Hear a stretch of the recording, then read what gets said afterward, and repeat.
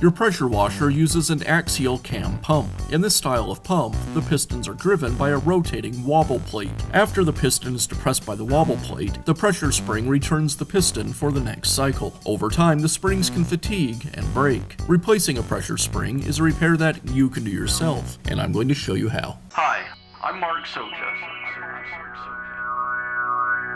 Do-it-yourself repairs like these are easier than you might think. From lawn machines to cordless drills, kitchen mixers, Outdoor grills.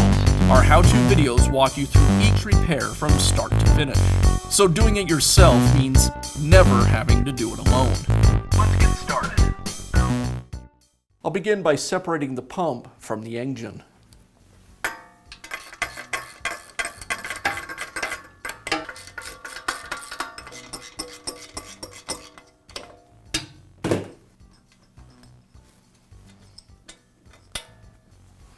With the screws removed, now I can remove the pump.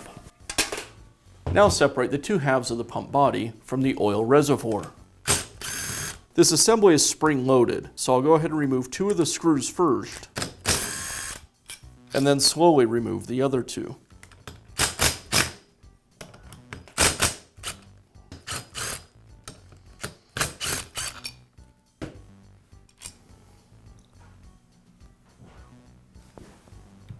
With the pump separated, now I can remove the piston that has the broken pressure spring, and I'll remove the pressure spring from the piston.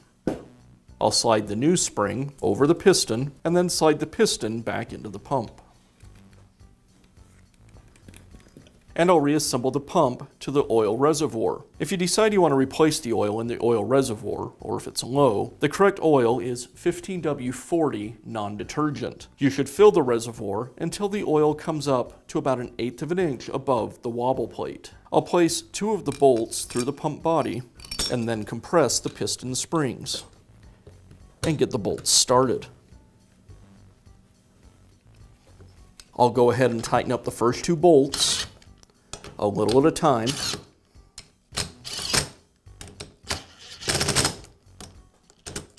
And then I can install the other two bolts.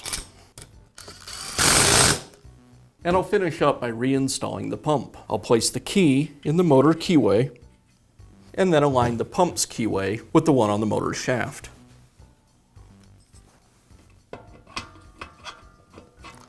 I'll slide the pump onto the shaft and secure it with the screws.